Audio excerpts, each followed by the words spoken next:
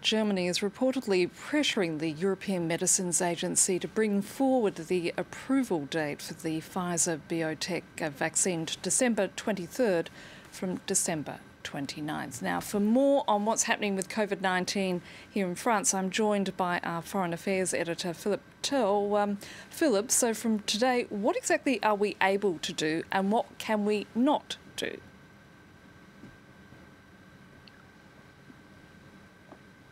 Well, Annette, there is good news and some not such good news. The good news is that we're getting back our freedom to move around as we would like to do in France. There's no limit to the distance that one can travel outside one's home. So you can go from Boulogne in the north of France right down to Nice. That is now possible for the foreseeable future. So there's also no need to fill out those little forms every time you go outside, the exemption certificates, because they also are no longer required. So that is going to make life a lot easier for many people.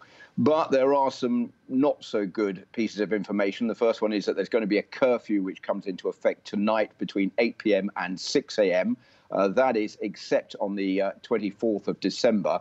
But there are 8 exemptions to that for night work, for example, medical purposes, bringing help to someone in need, or even if you want to take your dog out for a walk within a kilometre of where you live. But you will need to fill out an exemption form if you go out in the evening. Now, there are restrictions that are going to remain in force. Cinemas, museums and theatres are still going to remain closed.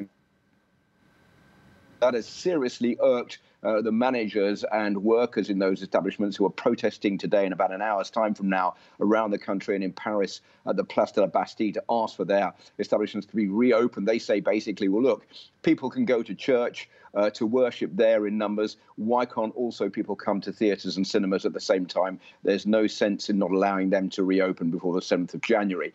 And bars, cafes and restaurants are also going to remain closed in France until the 20th of January. So there'll be no going out over Christmas and New Year. And that curfew, of course, will remain in force on New Year's Eve after 8 p.m. to stop people from going out and celebrating and spreading the virus.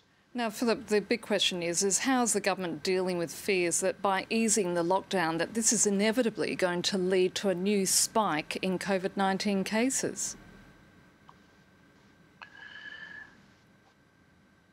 Well, that, I'm afraid, Annette, is the big dilemma facing the French government. They're under pressure, of course, to lift the confinement, which has been in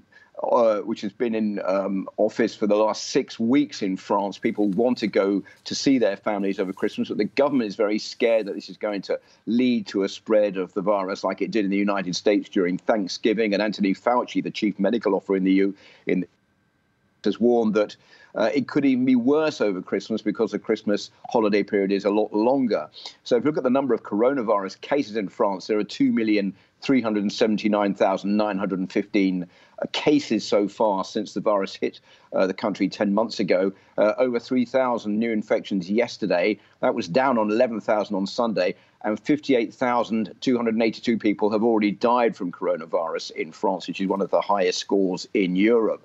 So the government is asking people to self-isolate for the next 7 days and even not to send their children to school on Thursday and Friday this week. And it's just saying get tested as much as you can. But even if you do get a test that's negative, that's not a sure sign that you're not going to transmit the disease. So social distancing must be obeyed over the Christmas period. So, as vaccines are about to be rolled out here in France, why is President Macron making it such a point to announce that they won't be mandatory?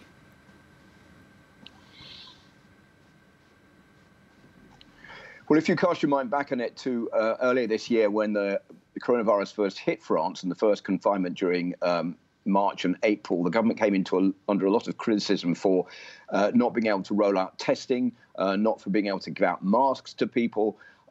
Between 40 and 50% of French people have said they don't want to have the vaccine. So the government has come up with a plan, which it's calling a confidence shock, where it's putting scientists forward, not government officials, to explain what needs to be done. It's already made up a citizens collective of from people around the country who will take charge of promoting the vaccine. That's in a bid to undercut the anti-vaccine brigade, who say that the government are going to make it obligatory because it's unsafe. President Macron saying, no, it will not be obligatory. The vaccine is safe, but they're trying to push as many people as they can to get vaccinated once those vaccines are due to start being handed out from the beginning of January. Philip Turle, thank you for that.